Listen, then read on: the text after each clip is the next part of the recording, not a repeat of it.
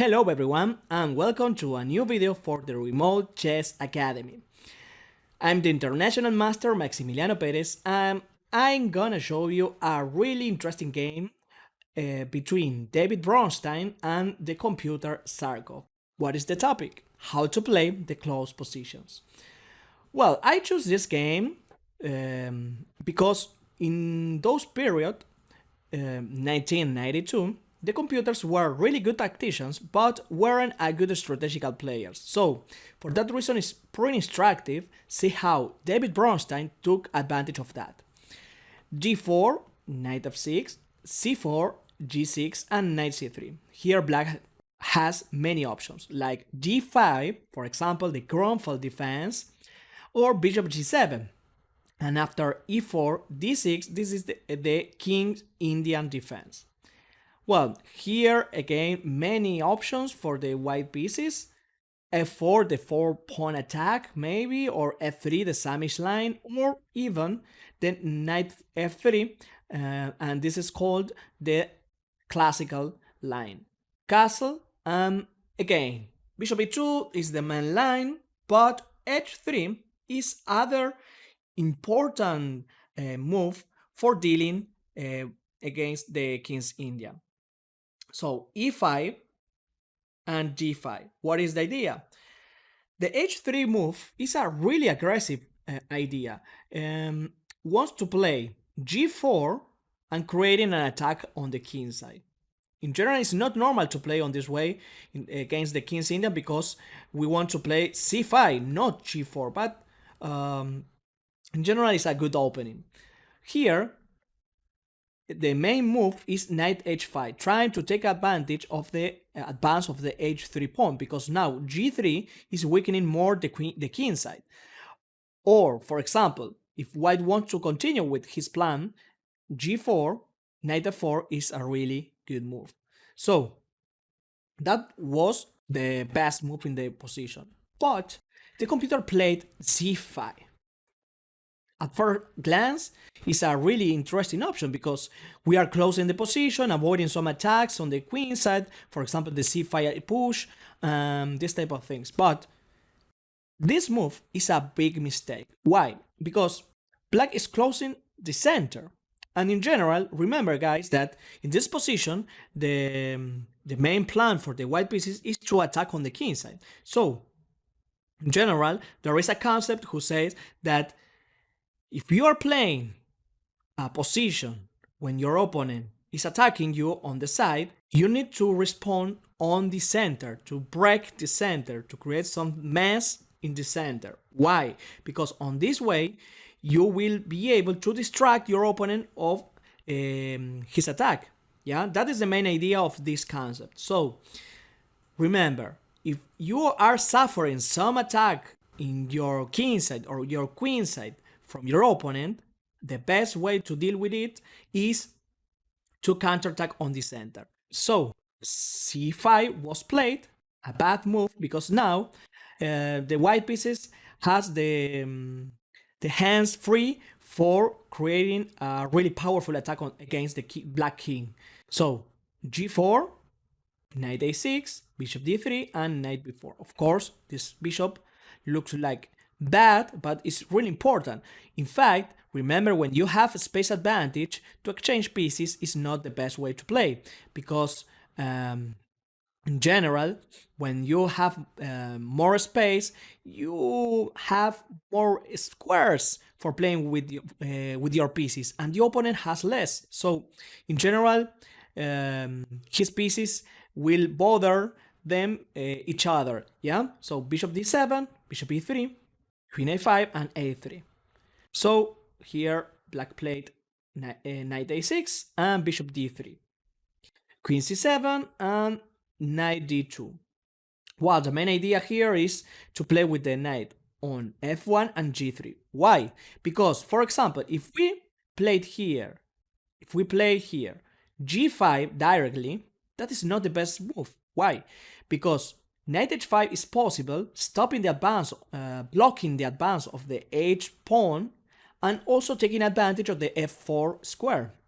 So, remember, when you are attacking, in fact, in close position, even more, you need to be really to play really slowly sometimes, yeah, to be really patient. So knight e2 was played, b6, knight f1, and after queen c8, knight g3, and now it's impossible to cover the square h5 with the black knight, so g5 is coming.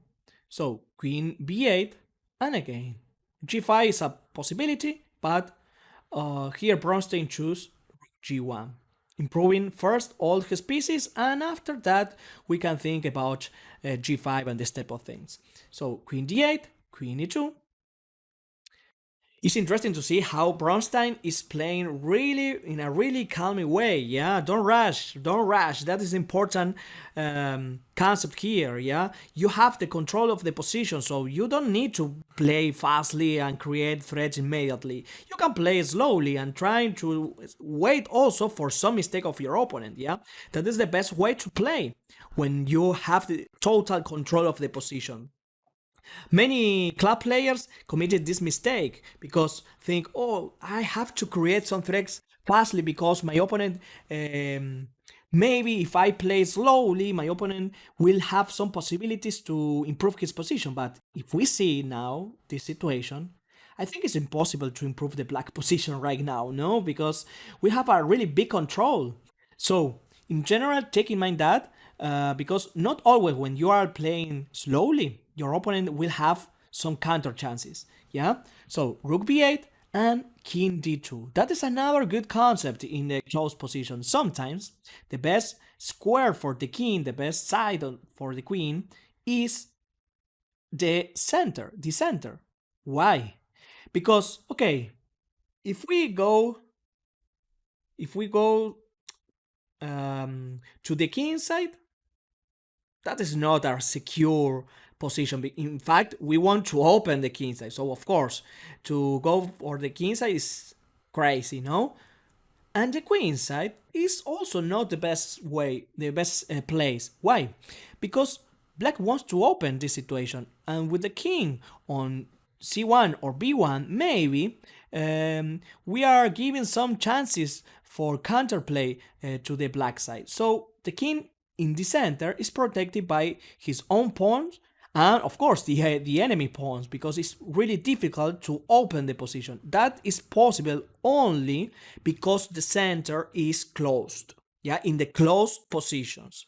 Don't do this in an open position because you will lose in a few moves. Okay, it's not a recommendation to do that in an open position. Remember, it's pretty important. It's only for closing positions. Yeah.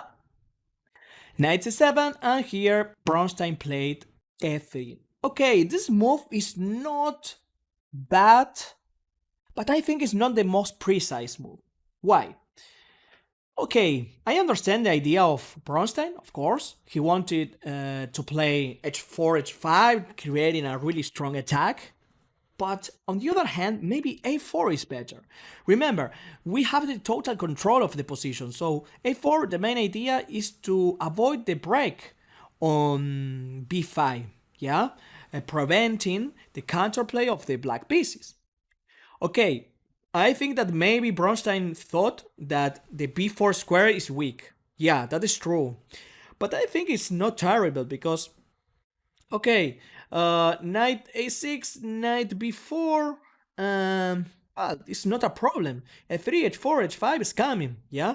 And the important thing is that black hasn't any chance to open the position, yeah? a6, for example, would be an idea, but here g5, knight f8, and h4, and for example, if black wants to active his position with b5, well, we have more defenders on, well, more attackings on b5. So c takes b5, a takes b5, a takes b5, and everything is fine for the white pieces. In fact, we have a pawn up and the total control of the position. So I think that this move a4 would be a little improvement of the game. But Bronstein played f3, and the computer played bishop c8.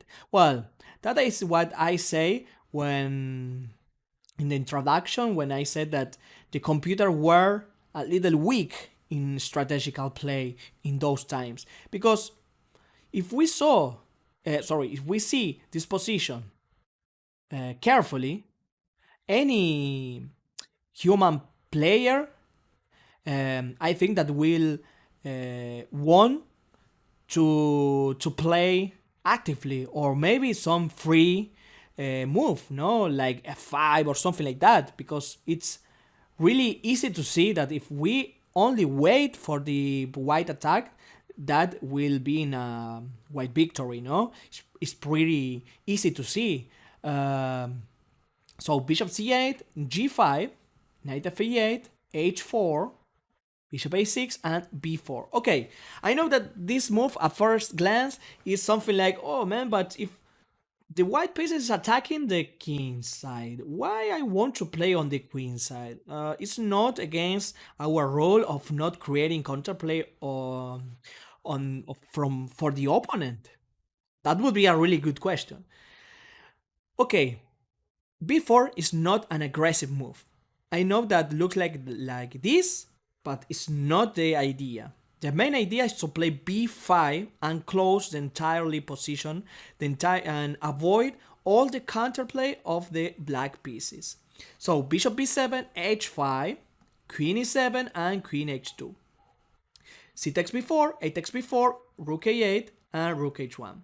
Well, can you see how in this situation the is something desperate for the black pieces, no? Because his knights are in a really bad shape.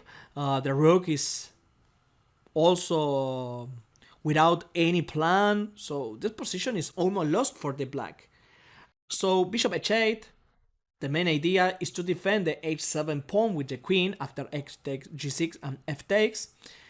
Rook 8 g1, and again, as I told you before, is really instructive to see how Bronstein is playing slowly, yeah, with a lot of patience, because queen d7, rook g2, preparing, knight a6, rook b1, queen e7, and queen h4, and step by step, white is improving his position.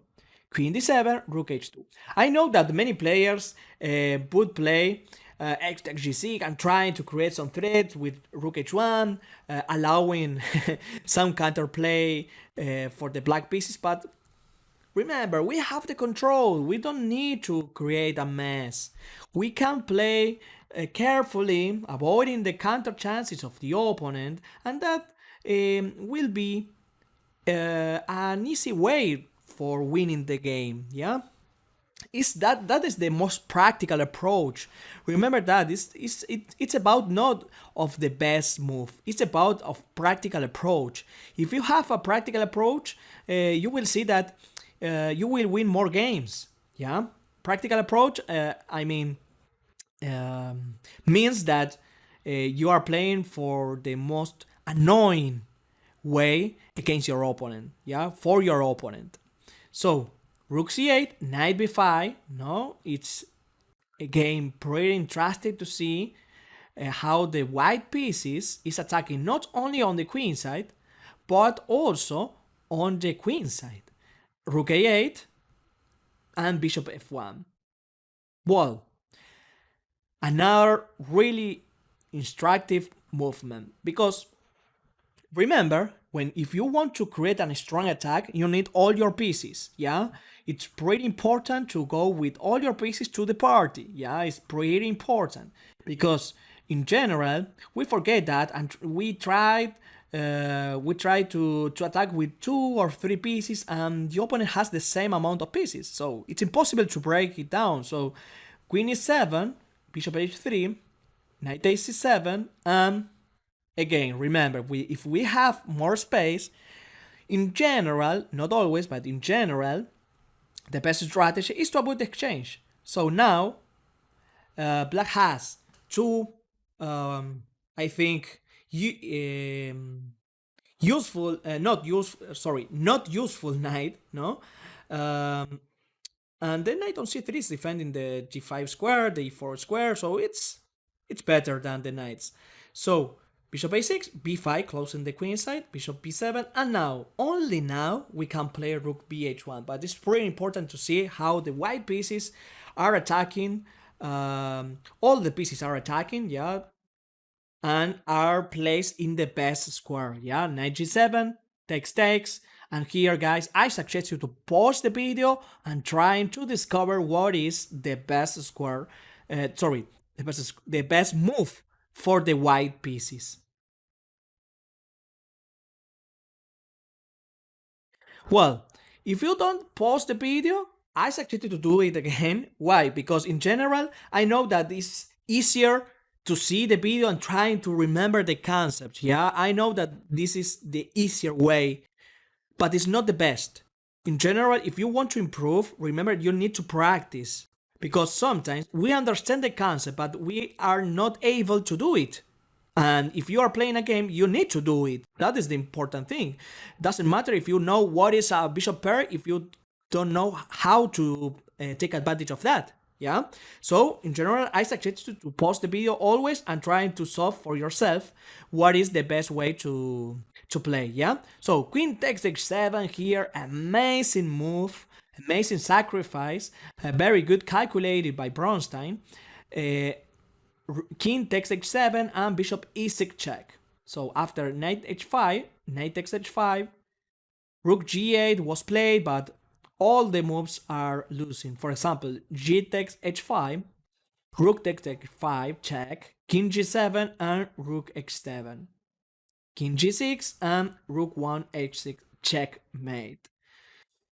Well, so amazing sacrifice. It's impossible to take on g5 and on h5. So rook g8 was played, but again, white is winning with a nice combination. Knight f4 check, king g7, rook h7 check, king f8, knight takes g6, taking advantage of the pin.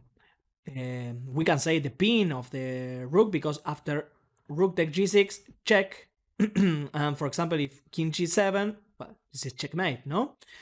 So it's impossible to take the knight, only move king e8, and here, okay, we have several moves, we can win in many ways, but Bronstein was an artist of the board, and of course he chose the most beautiful one, and this is bishop takes g8, queen g7, and here rook takes h7, king d7, and here rook 1 h7, and in this position the computer resigns. Why? Because after rook takes g8, at first glance is a really good move, we have rook takes g8, and after queen takes h7, knight f8, and the white pieces are winning. Yeah? Well, an amazing game by Bronstein, really instructive one, and we have several concepts to remember. Yeah? I will do a summary of that. Remember, in general, when you are playing closing positions, you need to be aware of the position of your pieces, not about the time that you spend improving the pieces. It's not like the open position. For example, in an open position, you need to be aware about the times that you spend improving a piece, because of course you are really vulnerable from some type of attacks. But in a close position, that doesn't happen so too much. So you can spend maybe 1, 2, 3, or even 4 times improving one piece. That is pretty important. The other important concept, sometimes in the close position, the best place for the king is the center. Yeah, like this game, king d2 was really saved here. And in fact, the other king, the castle king, was under pressure, yeah? And for example, remember that in general, if you have the control of the position, the best way to play is slowly, in a calm way. Yeah, don't rush, don't try to create immediate pressure, because your opponent is who has the problems. Yeah, you don't need to play fastly. So, well, guys, I hope that you enjoyed this game, you enjoyed the lesson, and I see you in the next lesson for the Remote Chess Academy. Thank you very much.